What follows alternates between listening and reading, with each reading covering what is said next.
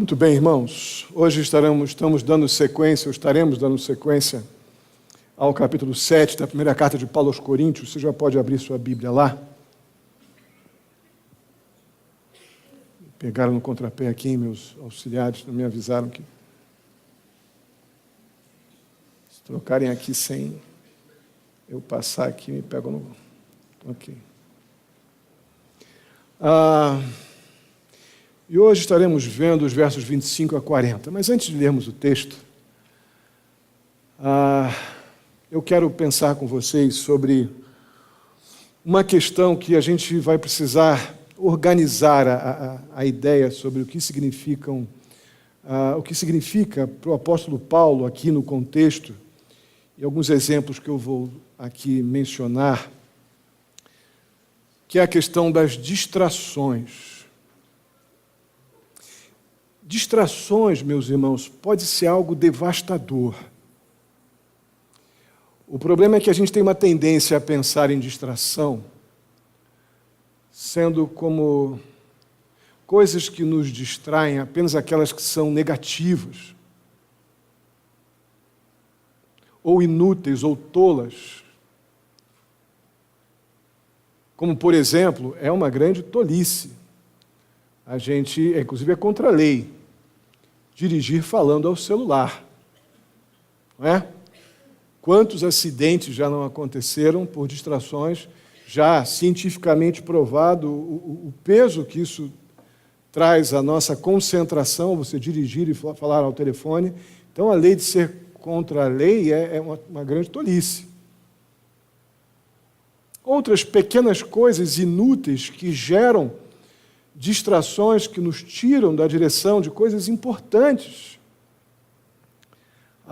O fato é que, seja quais forem as circunstâncias, as distrações elas podem nos produzir ou podem gerar acidentes graves, perdas morais importantes, desvios de conduta, ou simplesmente nos tirar a atenção de algo potencialmente importante. Como isso é sério, nós não damos o valor devido a isso. Por exemplo, você e eu ficaríamos muito angustiados por saber quantas vezes nesta própria mensagem, não é, amados? Quantas vezes nesta mensagem sua cabeça vai estar na pizza, no pagamento amanhã, no trabalho, no namorado que eu tenho ou pretendo ter?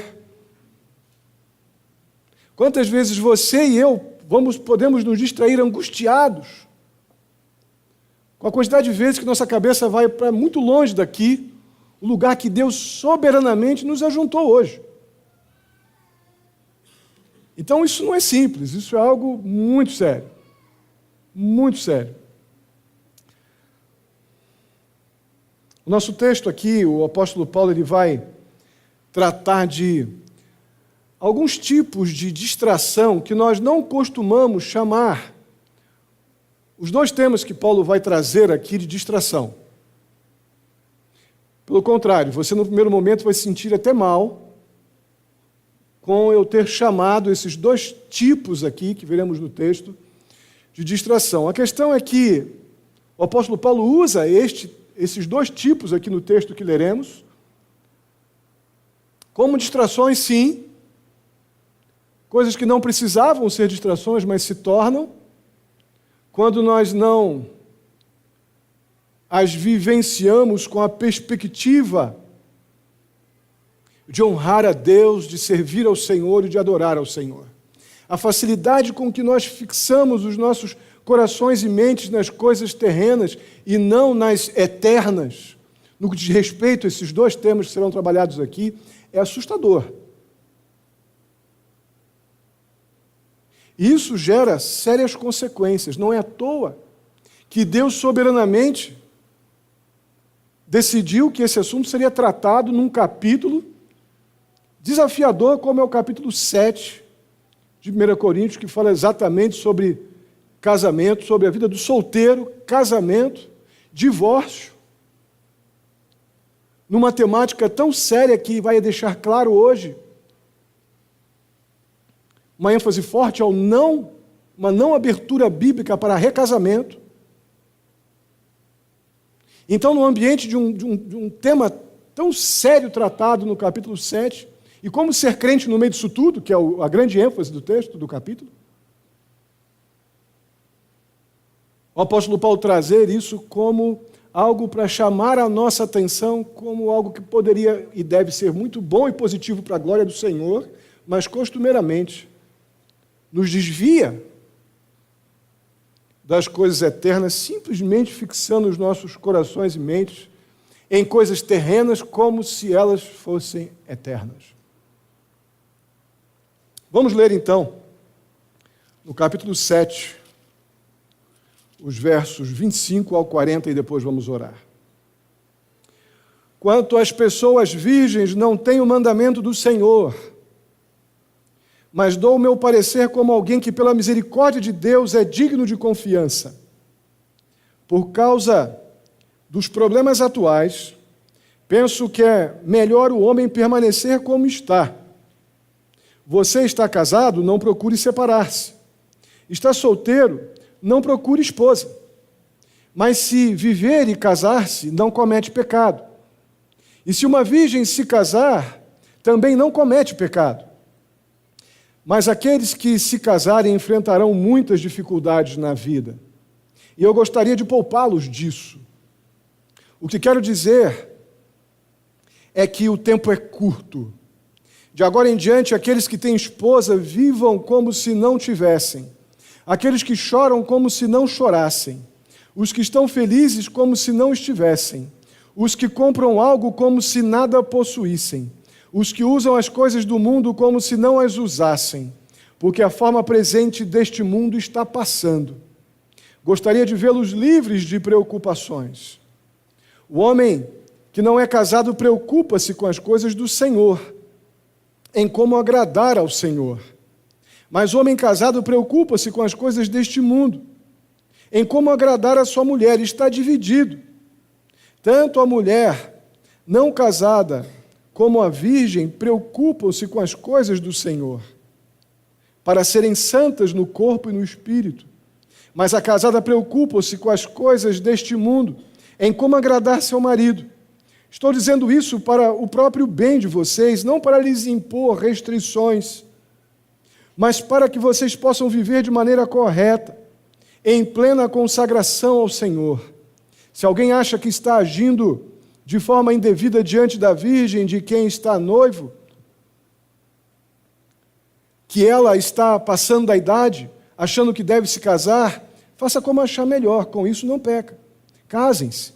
Contudo, o homem que decidiu firmemente em seu coração, que não se sente obrigado, mas tem controle sobre a sua própria vontade e decidiu não se casar com a virgem, este também faz bem. Assim, aquele que se casa com a virgem faz bem, mas aquele que não se casa faz melhor. A mulher está ligada a seu marido enquanto ele vive, mas se o seu marido morrer, ela estará livre para se casar com quem quiser, conquanto que ele permaneça no Senhor. Ou melhor, contanto que ele pertença ao Senhor. Em meu parecer, ela será mais feliz se permanecer como está. E penso que também tenho o Espírito de Deus. Amém? Vamos orar, que esteja para dizer amém, que tem que estar com vontade.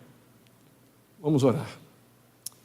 Pai Santo, muito obrigado pela vida de cada irmão aqui, as pessoas que nos visitam. Eu louvo ao Senhor pela vida de cada um. E peço a Ti em nome de Jesus. Tem misericórdia de nós. Ajuda-nos, ó Pai, a perceber, ó Deus, o que o Senhor tem a nos dizer nesse padrão tão alto estabelecido pelo Senhor na Tua palavra para a nossa vida, para o nosso relacionamento contigo. Tem misericórdia, me ajuda a transmitir aquilo que o Senhor quer para a Tua igreja. Assim eu te peço em nome de Jesus. Amém. Muito bem. O problema aqui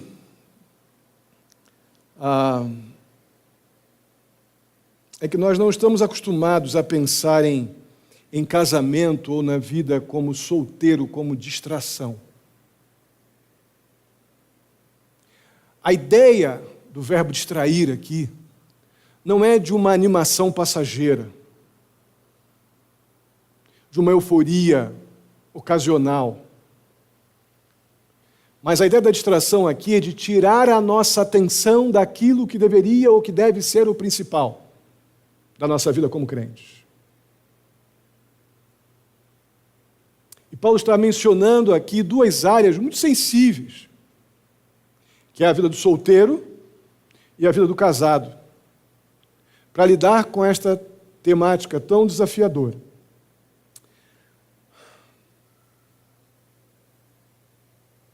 Muito interessante que a nossa dificuldade em pensar nesses temas como distração é porque casamento e não casamento, ou vida do solteiro, nós facilmente dizemos que são coisas desta vida.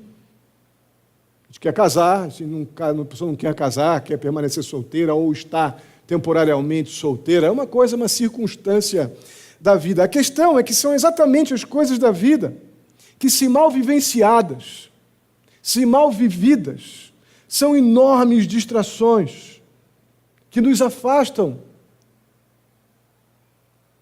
de uma vida de devoção, de adoração, de serviço comprometido com o Senhor e com a sua causa. Aquilo que era para ser bênção se torna um objeto de distração. Simplesmente de aquilo que eu peço a Deus, por exemplo, como o casamento, Deus vai me dar e se torna simplesmente um tropeço gigante que me tira da direção que eu vinha até então servindo, amando e adorando o Senhor com o meu tempo, com a minha vida, e agora eu poderia fazer isso muito melhor casado. E o solteiro podendo fazer isso com a liberdade que ainda a vida de solteiro lhe dá, fazendo tudo quanto são outras coisas ou outras demais coisas. E dando tempo, então, ele vai e dedica-se ao Senhor ou uma vida devocional séria. Então, as coisas desta vida, se mal vividas, podem se tornar poderosas distrações que vão nos servir ou vão nos atrapalhar a servir com devoção e amor e adoração e comprometimento àquele que nos salvou em Jesus Cristo. O apóstolo Paulo, no verso 25, ele afirma que ele não está dando uma ordem. Ele já falou coisa semelhante durante o capítulo. Digo eu, não o Senhor. Aqui é diferente. É a mesma ideia, porém, o fato de o apóstolo Paulo não estar dizendo isso como um decreto de Paulo, é porque ele está falando na condição de alguém divinamente inspirado por Deus para falar de forma cheia de autoridade e poder do Espírito Santo, sob um conselho divino. Paulo é perfeitamente autorizado para isso por Deus.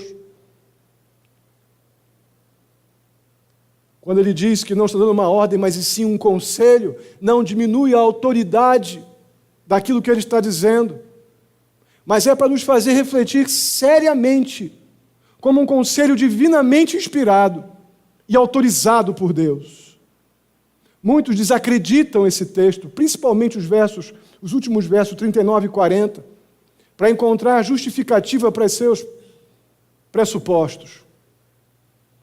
Mas é um equívoco isso. Simplesmente diminuir esse texto, dizendo que isso é coisa de Paulo, é simplesmente dizer que tem coisas nas Escrituras que não foram divinamente inspiradas, inerrantemente reveladas. Então é um erro fazer isso.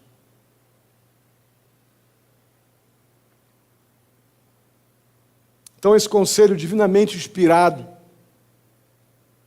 do apóstolo Paulo aqui, desenvolvidos nos versos 21 a 28, ele se baseia numa temática ou num pano de fundo muito importante, inclusive nas cartas de Paulo.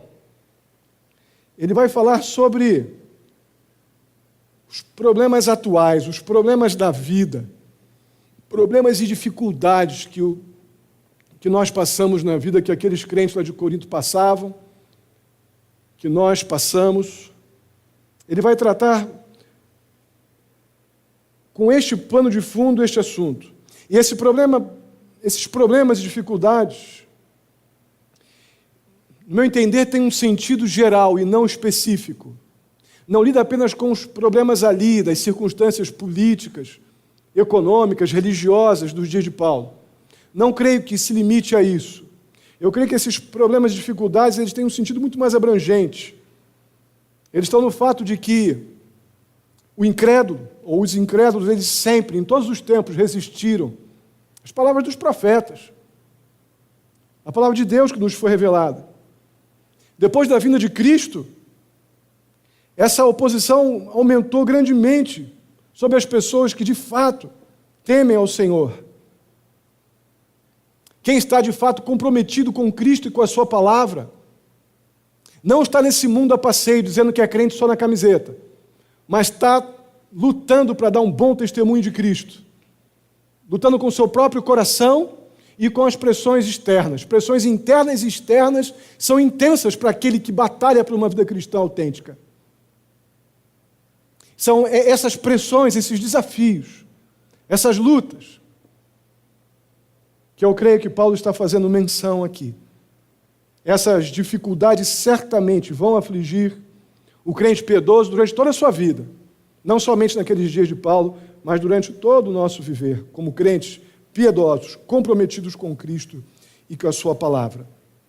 A questão é que Paulo dá uma apimentada na coisa, dando ênfase naquilo que ele teve a intenção aqui no texto, já que é o tema de todo o capítulo. Ele fala que quando o crente se casa, ele acrescenta ao casamento os filhos. Ele diz que os problemas e as dificuldades da vida naturalmente aumentam. É algum exagero do apóstolo Paulo dizer isso para aqueles que já têm filhos?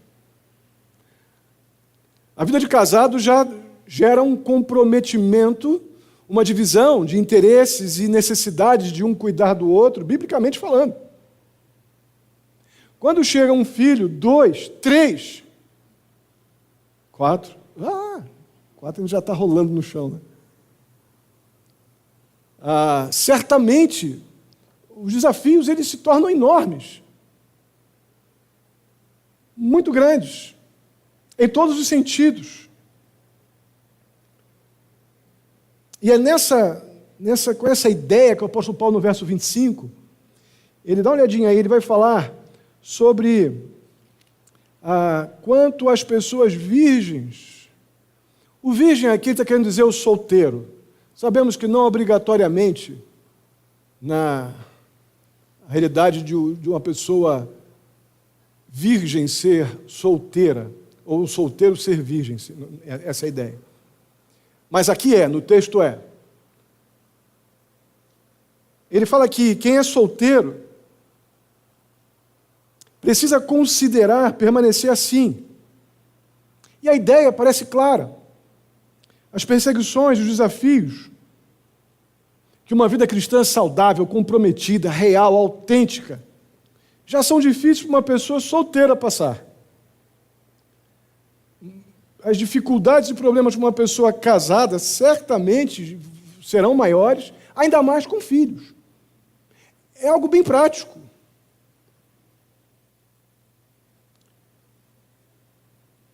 Entram os versos 27 e 28 agora falando que não é somente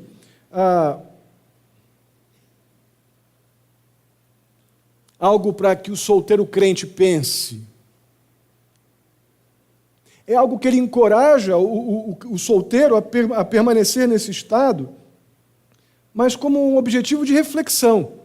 Mas ele também se dirige para o crente casado. Ele diz: você solteiro, pense nos benefícios espirituais de você permanecer assim. Agora, você casado, permaneça casado, não se separe.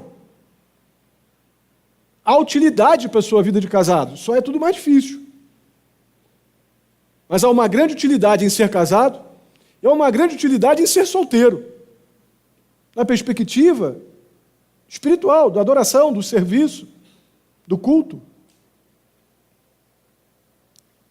Todo crente de verdade, meu irmão, ele pode ter absoluta convicção que tanto solteiro como casado, não é aí os solteiros, a vida de solteiro é mole? Se você quer ser um crente de verdade, é moleza? Você casado, se você quer ser crente de verdade com filhos, é fácil ter teu tempo devocional diário? É fácil você ter um comprometimento com as coisas espirituais, serviço na igreja, comprometimento com a vida da igreja, servir ao Senhor com alegria, com tantas demandas domésticas. É fácil, casado? Então não tem nada de extraordinário, além de fatos reais, que nós estamos sendo chamados a pensar, a refletir. Por isso que o apóstolo Paulo diz, olha, se a tua decisão é casar, você não peca. Se é solteiro, é bom que seja assim. Mas se a tua decisão é casar, não está pecando, não. E entra os versos 29 e 31. E aqui nós vemos o objetivo para esse conselho divinamente inspirado, dado pelo apóstolo Paulo. Ele aconselha os crentes a viverem suas vidas como se estivessem em uma luta contra o tempo.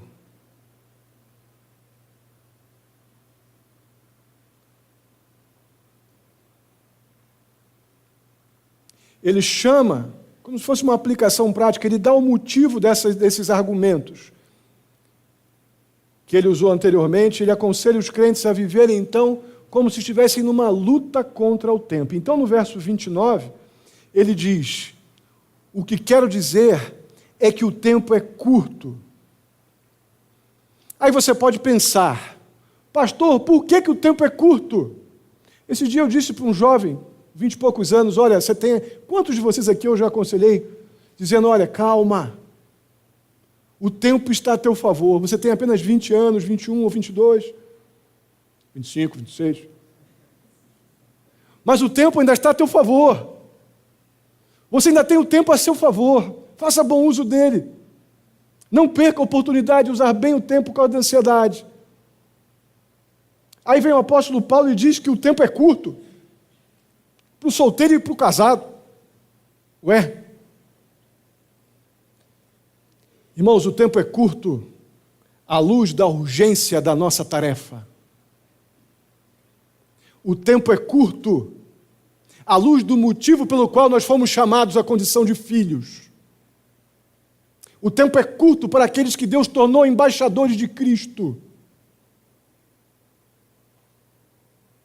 Para esses o tempo é curto, sim. A tarefa principal do crente, uma vez salvo naturalmente, é dar o bom testemunho de Cristo. Afirmar a tempo e fora de tempo quem Ele é e o que Ele fez por nós. Estou batendo insistentemente nessa tecla, desde a mensagem do dia 25 de dezembro.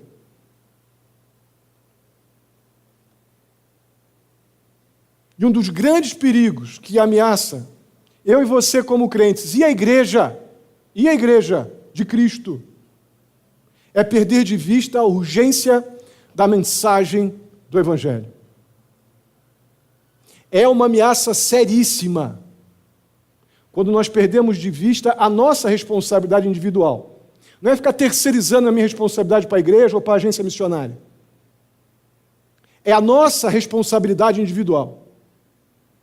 Então é à luz destas verdades é que nós corremos grande perigo por perdermos de vista a seriedade, a urgência da mensagem de Cristo Jesus, do bom testemunho de Jesus Cristo no mundo que está à míngua, se agarrando no que pode, tolerando tudo em nome do amor. Amor de Deus certamente não é.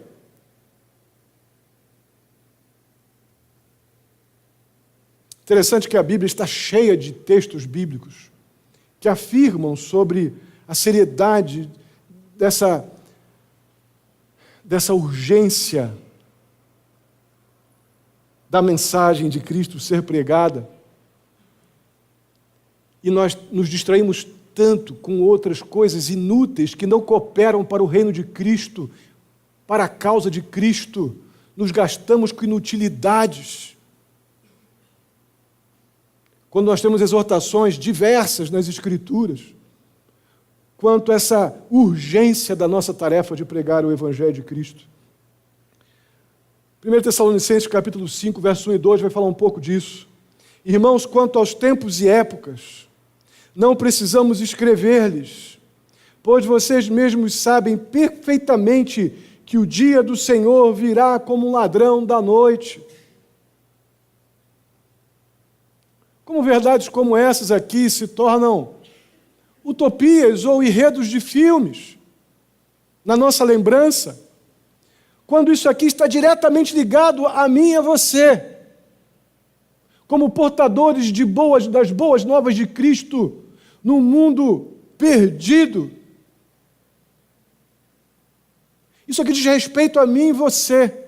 Quando Paulo diz o tempo é curto, eu creio que ele tem isso em mente. Aí nós vamos lá para o texto que eu já usei uma ou duas mensagens atrás. Mesmo o apóstolo Paulo fala a Timóteo, na segunda carta, capítulo 4, versos 1 a 2. Na presença de Deus, de Cristo Jesus, olha o juízo aqui, que é iminente, que há de julgar vivos e mortos por sua manifestação e por seu reino. Eu os exorto solenemente, pregue a palavra, esteja preparado a tempo e fora de tempo, repreenda, corrija, exorte com toda a paciência e doutrina. Então, o apóstolo Paulo, eu só citei esse texto, ele uma lista grande de chamamento à realidade urgente desta mensagem, o motivo pelo qual Paulo diz que o tempo é curto. Está aqui, porque o Senhor virá como um ladrão da noite, a qualquer momento, e há de julgar os vivos e os mortos por sua manifestação e por seu reino. Então, irmãos, o crente precisa estar comprometido com essas verdades. É aqui, quando olhamos para esse cenário, é que vemos o apóstolo Paulo dizendo, olha, você está preocupado porque você é solteiro, porque tem uma turma aí na igreja, os ascetas, não sei se vocês lembram da primeira parte dessa série em 1 Coríntios 7, que estavam dizendo que eles eram mais especiais, mais espirituais, porque não eram casados e não tinham relacionamento sexual, mas iam lá prostituir-se com as prostitutas lá do templo de Artemis. Mas se diziam porque eram solteiros, se diziam então mais puros e mais espirituais, e encorajavam os casados a não relacionarem-se mais com suas esposas, para ser mais espirituais. Conversa fiada, mundanidade. O apóstolo Paulo está dizendo, casados e solteiros há problema para ambos os grupos.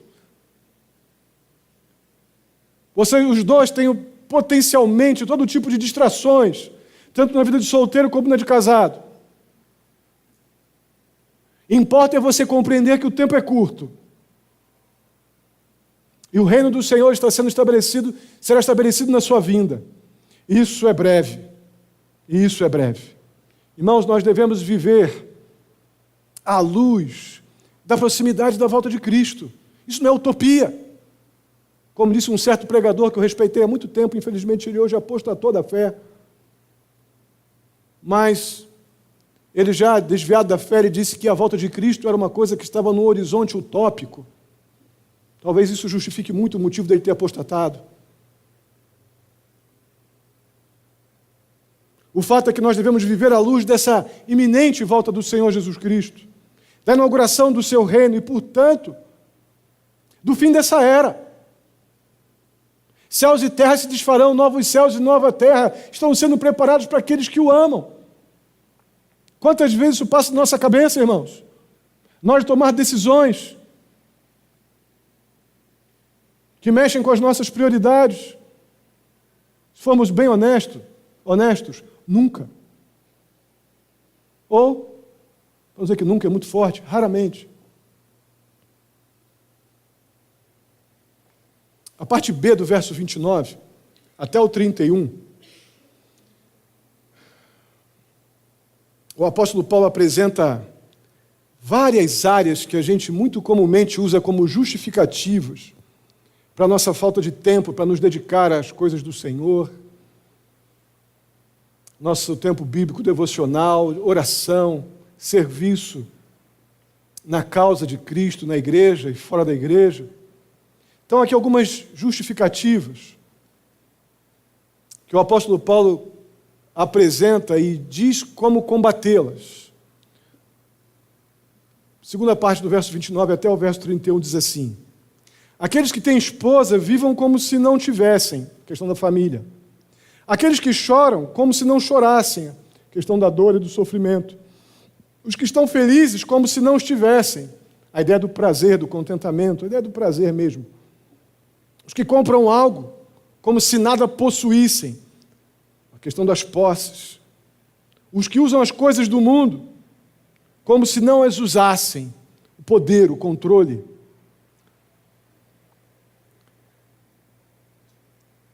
Irmãos, ninguém está sendo encorajado aqui a abandonar seu cônjuge. Quando o apóstolo Paulo diz, aqueles que têm esposa vivam como se não tivessem. Não há nenhum encorajamento aqui para que a gente abandone nossa família, nossas esposas, que a gente ignore a dor. Não, dor dói. Não é essa a ideia. Não ter mais, fazer nada que nos dê alegria ou contentamento de forma alguma. Não comprar legitimamente nosso carrinho, nossa casinha. Nada disso está sendo proposto aqui. Não é essa a ideia. A ideia principal aqui é que nós não devemos dar prioridades às coisas temporárias de benefício limitado no lugar das coisas eternas de valor infinito. Esse é o problema. E o padrão de Paulo, eu falava para o senhor ainda há pouco, hoje à tarde, eu tenho gemido com esse texto aqui já há semanas, porque o padrão de Paulo é muito alto. De Paulo não, o padrão de Deus nas Escrituras. Aí você pode pensar, puxa, pastor, mas é alto mesmo, aqui não dá para mim, mas peraí, eu tenho o espírito de quem? Do vizinho ou de Deus em mim? Espírito de quem habita em mim? É o Espírito de Deus, amém? Então temos da parte de Deus o poder necessário para submeter a nossa vontade à vontade dele e termos nele tudo o que precisamos para uma vida conformada a esse padrão. Agora isso não é simples, não.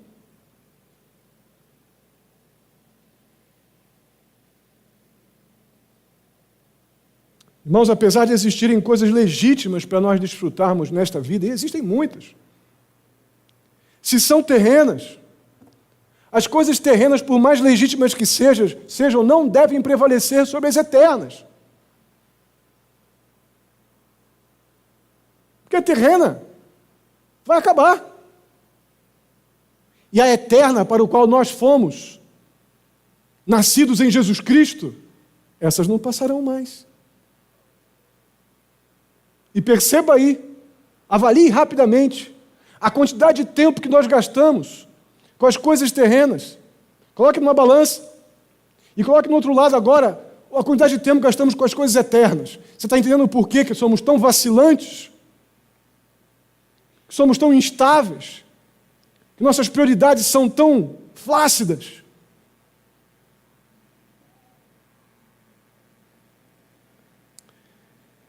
Vou falar isso agora com muita cautela, eu tinha dito em casa até que não ia falar isso.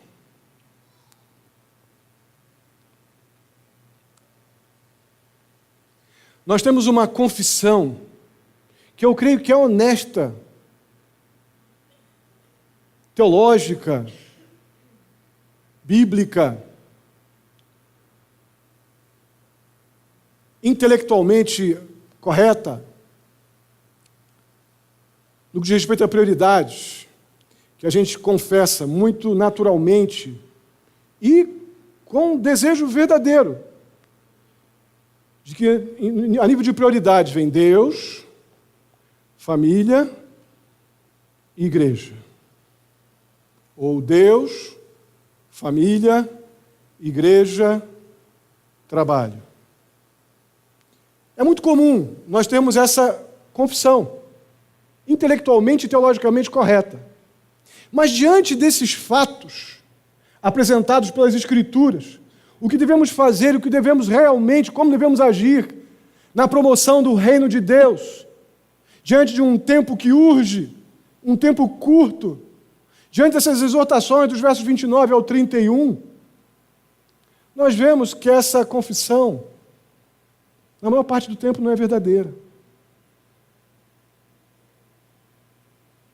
Primeiro está trabalho, realizações, poder, depois família, de forma geral, não estou afirmando que você faz isso, de uma forma geral. Trabalho, realizações, poder, família, igreja e Deus. Não, pastor, jamais. Amados, eu e vocês, sejamos honestos. Sejamos honestos. A gente não tira de Deus como se fosse colocássemos assim, com todo amor, com todo o coração, purpurinas de Deus assim, tudo. Lá no meu trabalho, lá nas minhas coisas, na minha promoção, nos meus destaques lá como funcionário, enfim, no meu salário, nas coisas que eu compro, aí depois na minha casa, nos meus filhos, aí eu tenho que fazer isso por ele, por ela, enfim. Aí depois Deus e o serviço, as coisas do Senhor, geralmente entram se der tempo. Irmãos, eu estou exagerando? Tem alguma mentira aqui? Mas intelectualmente, a gente confessa publicamente que é Deus, família e igreja, trabalho. Nós somos tão apaixonados por nós mesmos que não deixamos de amar a Deus, mas Deus se torna um ingrediente da massa, muito facilmente, e não aquele que prioritariamente afeta as minhas decisões. Isso é grave, porque nós damos uma trombada com os princípios que a Bíblia estabelece. E pedimos costumeiramente, como disse na mensagem de domingo 31, Senhor, me abençoa, me dá prosperidade. Poucas vezes nós fazemos planos de ser prósperos na obra do Senhor, no serviço do Senhor, na proclamação do seu reino.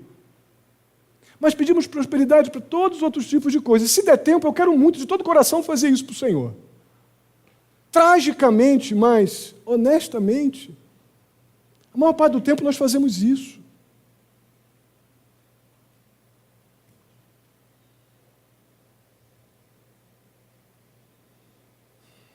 Não devemos, por mais legítimas que sejam as coisas, não devemos deixar de trabalhar pelas coisas naturais que devemos ter na nossa vida. Mas as coisas terrenas não podem prevalecer sobre o que é eterno. Amém? Agora, dos versos 32 ao 35, o apóstolo Paulo vai mais uma vez justificar o seu argumento quanto a permanecer solteiro, apresentando qual a motivação correta, então, para isso. A ideia principal aqui é que alguns solteiros podem estar menos dispersos quanto à sua devoção ao Senhor. No pensamento do apóstolo Paulo, aquele que é solteiro pode estar mais comprometido com agradar ao Senhor, com o seu trabalho, com aquilo que ele faz, com o seu serviço, com o seu testemunho. Enquanto casado, necessariamente, ele tem que agradar a sua esposa. Amém, maridos? Ixi, que horror! Maridos, temos que agradar nossas esposas. É bíblico, está em Efésios capítulo 5. Temos que cuidar delas. Tem pecado nisso não, isso não é errado não. O marido crente, ele precisa demonstrar amor e o cuidado de Cristo. Como Cristo amou a igreja, deve amar a sua esposa. Depois, se quiser ver lá, Efésios capítulo 5, versos 22 ao 33. Já a mulher solteira, ela pode se dedicar às coisas do Senhor, pode dedicar-se a ser santa com o seu corpo, no seu espírito, sua vida com o Senhor, enquanto a mulher casada, ela tem obrigações para com o seu marido. Está em Efésios também, capítulo 5. Não tem pecado aqui, não tem erro. Mas nós temos um problema aqui humano, diante de um padrão tão santo quanto esse. Nós temos um problema humano aqui seríssimo. Muito poucos crentes solteiros na igreja, eu digo na igreja não somente aqui, tem como prioridade usar a sua liberdade para servir ao Senhor dedicadamente. Muito poucos. Muito poucos. A maioria daqueles que ainda estão solteiros, a maioria não está comprometida em submeter esse padrão santo dos conselhos divinamente inspirados do apóstolo Paulo. Poucos. Por outro lado, é importantíssimo a gente lembrar que os solteiros não há nenhuma obrigação aqui na fala de Paulo de todo solteiro ter um comprometimento exclusivo de servir ao Senhor. Mas certamente tem implícito aqui que o tempo de solteiro pode ser uma oportunidade extremamente preciosa para uma vida muito consagrada ao Senhor. Quase que como uma preparação para os desafios da vida como crente no casamento, é uma vida comprometida com o Senhor quando solteiro. É como se fosse um treinamento intensivo que eu posso ter. E não desperdiçar meu tempo para o crente, com tolices, que não tem nenhum poder eterno ou impacto eterno. E tem poder de me alegrar tanto quanto qualquer coisa que o mundo possa oferecer, e as alegrias que uma vida consagrada ao Senhor pode dar ao solteiro são muito mais preciosas, muito mais intensas, verdadeiras e completas, muito mais do que qualquer coisa que o mundo possa propor. Que desperdício de tempo que muitos solteiros fazem com o seu tempo.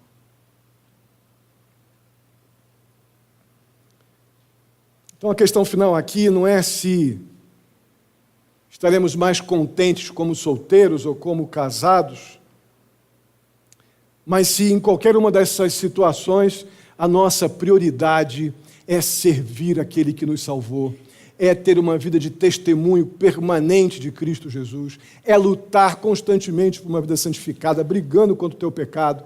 Como eu disse aqui na mensagem do domingo passado, não sei.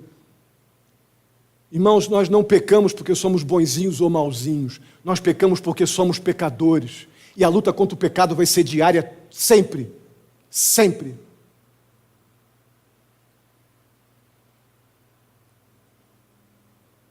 A questão são as oportunidades que nós temos, que a gente desperdiça com distrações inúteis.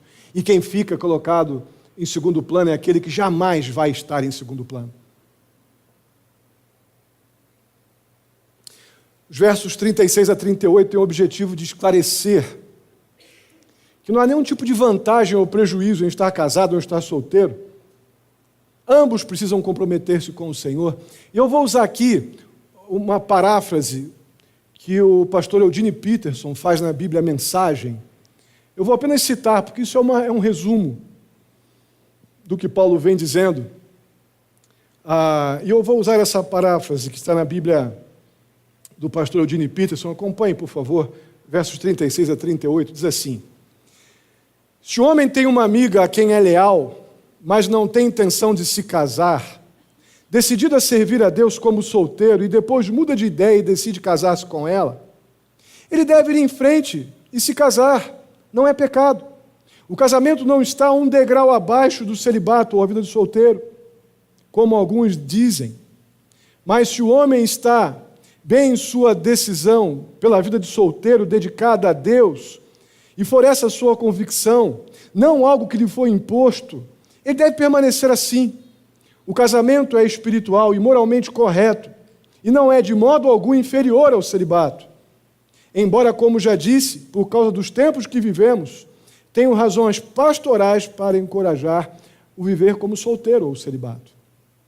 Com isso, o apóstolo Paulo parece que ele dá um fecho nessa temática, dizendo que o que importa é, numa condição ou na outra, você estar comprometido com aquilo que é prioritário diante da urgência do tempo, que é o servir, testemunhar e agradar ao Senhor com a nossa vida. E os versos 39 e 40, eles dão um apanhado geral do capítulo 7, fechando o tema de forma muito intensa. Vamos ler novamente. Acompanhe na sua Bíblia, versos 39 a 40. A mulher está ligada a seu marido enquanto ele viver. Mas se o seu marido morrer, ela estará livre para casar-se com quem quiser, contanto que ele permaneça ou pertença ao Senhor. Em meu parecer, ela será mais feliz se permanecer como está, e penso que também tem o Espírito de Deus. Irmãos, aqueles que estão casados estão ligados com o seu cônjuge até que a morte os separe. Esse texto, então, como infelizmente, alguns comentaristas forçam a barra para dizer que esse texto aqui é apenas uma opinião do apóstolo Paulo. E eu volto a dizer, existe algo na Bíblia que não foi inerrantemente, infalivelmente revelado por Deus a nós, como toda a Escritura, sendo apta por Deus para nos corrigir e nos ensinar em tudo o que fazemos? Se um dos cônjuges morre, a pessoa está livre, então, para se casar, porque a união foi quebrada pela morte. Então, a única condição colocada para o viúvo, ou para a viúva, é que ele ou ela se case, se vir a se casar, que seja com um crente, e não com um descrente, porque já houve um caso citado no próprio capítulo 7 anteriormente, que vimos aí na última mensagem, se eu não me engano. Mas Paulo, ainda assim, ele encoraja essa pessoa viúva a permanecer como está pelas mesmas questões que já descreveu anteriormente. Os dias difíceis e a necessidade de servir ao Senhor, porque o tempo urge. Irmãos, o que as Escrituras nos deixam claro aqui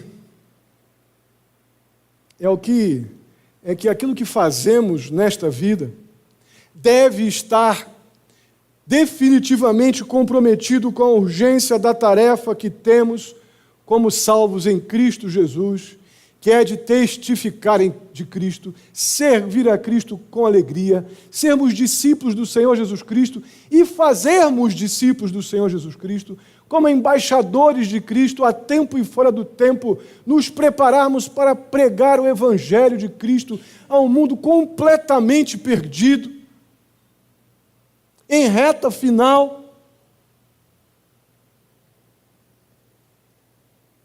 Como crentes, nossas escolhas não podem ser determinadas pelo nível de prazer que as coisas vão me dar.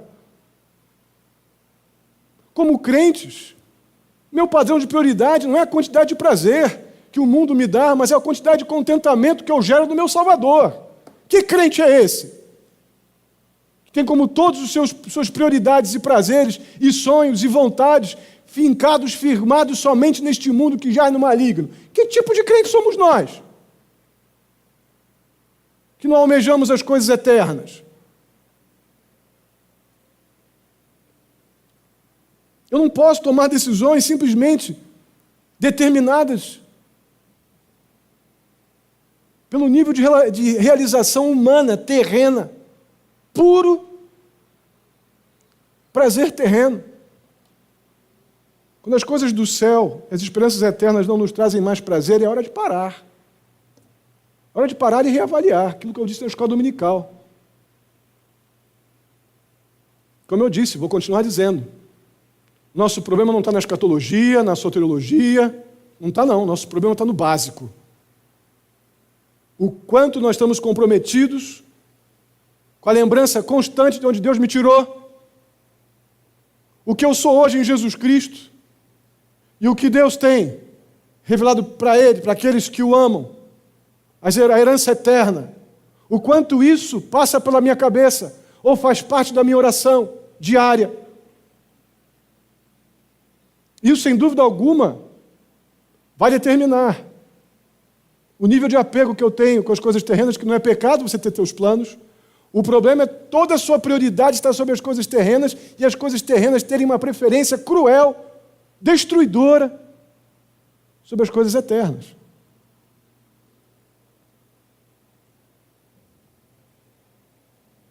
Então, nossa decisão se nós devemos casar ou não, isso é dito aqui mais para os solteiros, ela não pode, de forma alguma, estar unicamente baseada em termos de liberdade ou menos liberdade, mas casados ou não casados, nós precisamos tomar decisões com base naquilo que nos permite servir a Deus melhor. Você está casado?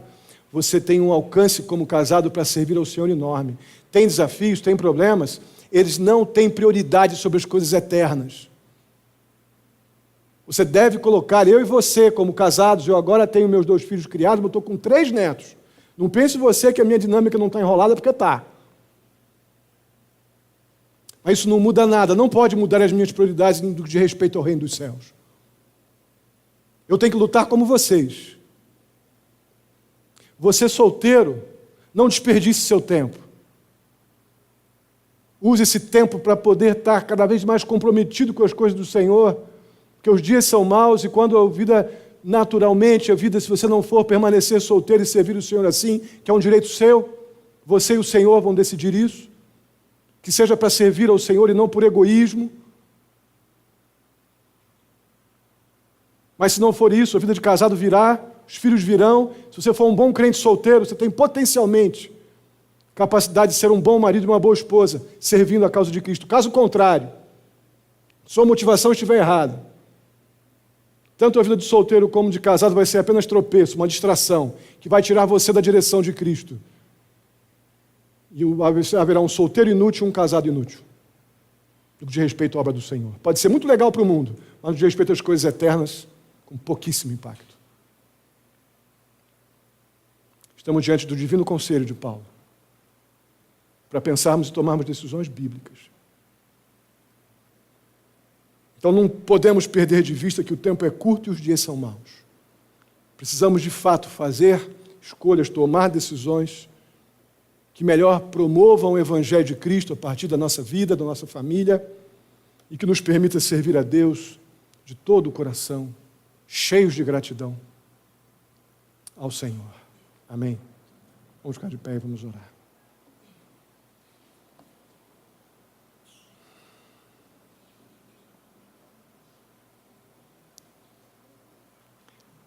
Pai querido, muito obrigado. Muito obrigado.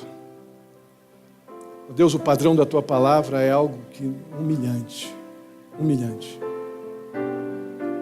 Mas a melhor coisa que nós podemos sentir diante da Tua palavra é humilhação. Que como humilhados nós vemos o nosso pecado e a nossa necessidade do Teu poder.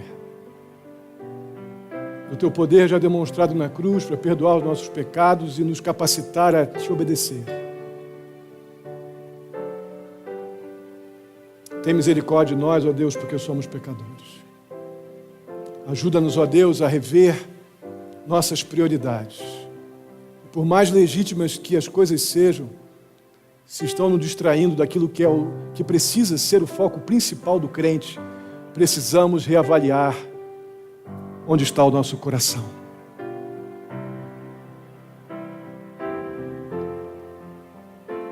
Nos ajuda, ó Deus, a fazer decisões, a tomar decisões e fazer escolhas que revelam a quem servimos, se a nós mesmos ou ao Senhor.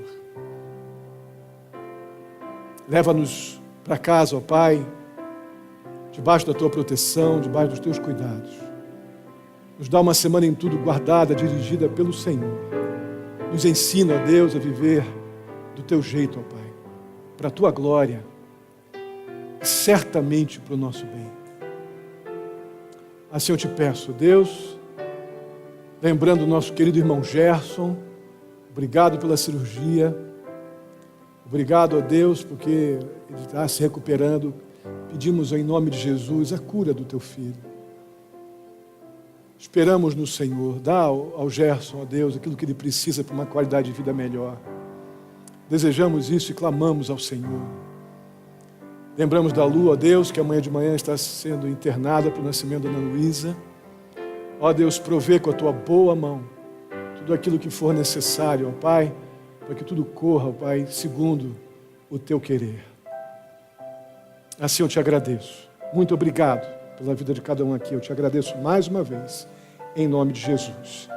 Que a graça do nosso Senhor e Salvador Jesus Cristo, o amor de Deus, nosso amado Pai, a comunhão e a consolação do Espírito Santo esteja sobre a vida de cada um de vós, queridos irmãos, hoje até a vinda do nosso Senhor Jesus Cristo.